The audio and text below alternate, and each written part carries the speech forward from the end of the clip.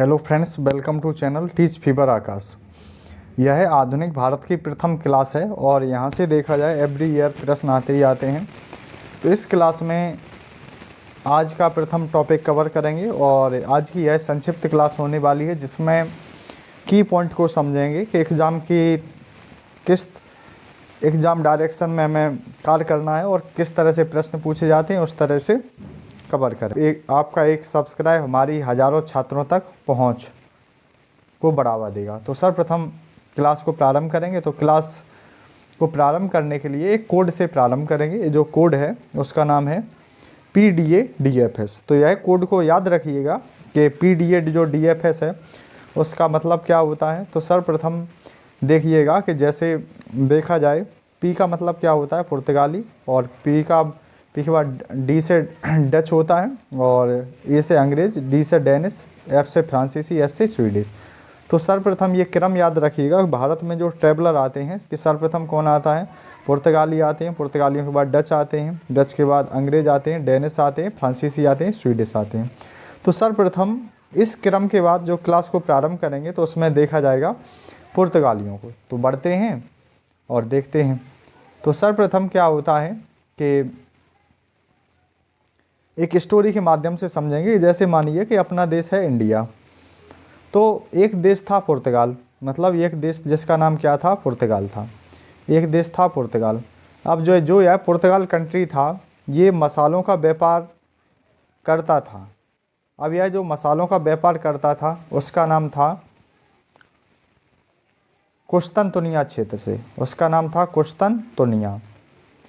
अब ये मानिए कि कुस्तुनतुनिया से पुर्तगाली व्यापार कर रहे हैं और काफ़ी समय से इनका व्यापार हुआ, लेकिन कुछ समय बाद क्या हुआ कि कुस्तुनतुनिया के लोगों ने पुर्तगालियों से कहा कि अब हम पुर्तगालियों से व्यापार तो करेंगे लेकिन एक शर्त के अनुसार। और वह शर्त ये थी कि पुर्तगाल के जितने भी नागरिक हैं या जो पुर्तगाली हैं वह मुस्लिम धर्म को ग्रहण कर लें।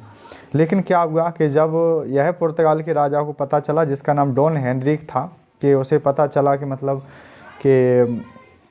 कि कुस्तुनतुनिया के लोगों ने कहा है कि मुस्लिम धर्म को ग्रहण करना पड़ेगा, तो इसलिए पुर्तगाल देश के द्वारा कहा गया कि हम कुस्तुनतुनिया से व्यापार नहीं करेंगे, भले ही मुझे देशों को खोजना क्यों ना पड़ जाए। तो इसके लिए प्रमुख पॉइंट यहाँ से याद रखिएगा कि सबसे पहले जो 1492 में सबसे पहले याद रखिएगा कि जो यहाँ से निकलता है वो निकलता है 1487 में बार्थोलोमेओ डियास। तो सबसे सर्वप्रथम भारत की जो खोज के लिए निकला उसका नाम था बार्थोलोमेओ डियास। लेकिन यह भारत तक नहीं पहुँचा, असफल रहता है। लेकिन इसके बाद 1492 में जो निकलता है उसका नाम क्या था, कोलंबस। लेकिन यह कोलंबस अकेला नहीं था, इसके साथ था अमेरिको, इसके साथ निकलता है। लेकिन जब इसने एक देश को खोजा तो इसे लगा कि इसने भारत को खोज दिया है, लेकिन वह भारत नहीं था, वह देश था नई दुनिया। लेकिन कोलंबस के साथ एक व्यक्ति होता है जिसका नाम था अमेरिको। तो अमेरिको के नाम पर इसका नाम क्या पड़ जाता है, अमेरिका।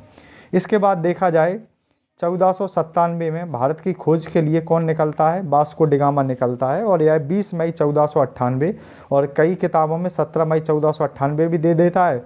तो इस दिन क्या होता है, भारत पहुंचता है।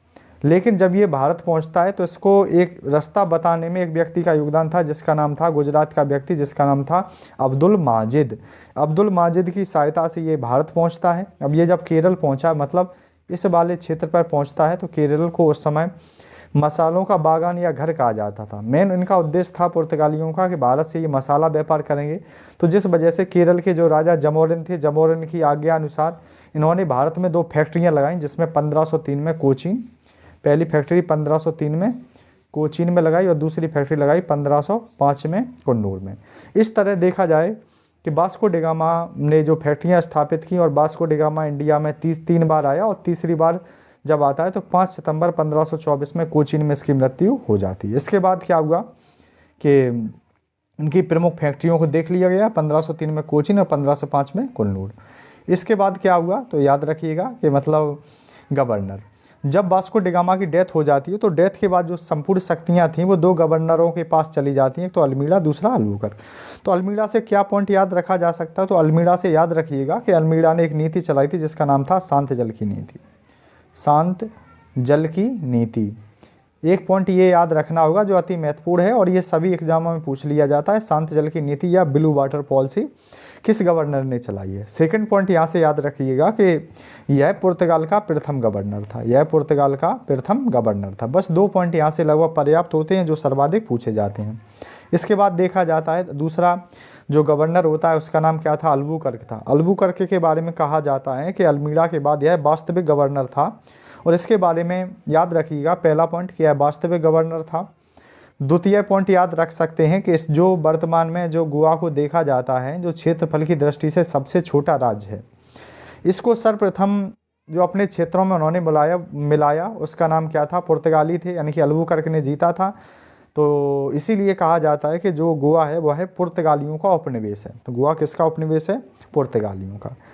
तथा पुर्तगालियों के द्वारा इनकी गवर्नरों के द्वारा एक व्यवस्था विकसित की गई थी, एक परमिट विकसित किया गया था जिसका नाम था कार्च। कार्च को भी याद रखिएगा कि अगर पूछ लेता है एग्जाम में कि मतलब कि पुर्तगालियों ने समुद्री व्यापार के लिए एक परमिट विकसित किया था जिसका नाम क्या था, कार्च था। इसके बाद देखते हैं कि पुर्तगालियों ने क्या प्रभाव डाले और यह संक्षिप्त क्लास होने वाली है, तो अपना रिव्यू जरूर दें कि क्लास कैसी लगी।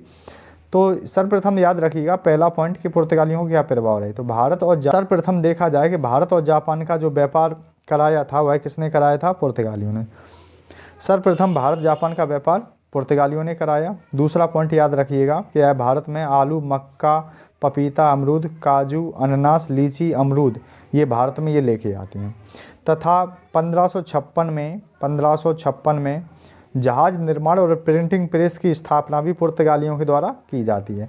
तथा 1563 में इन्होंने गौथिक कला चलाई, मतलब इनके बनाए हुए जो आर्किटेक्चर भारत में देखने को मिलते हैं तो उसमें गौथिक कला स्पष्ट रूप से देखने को मिल सकती है।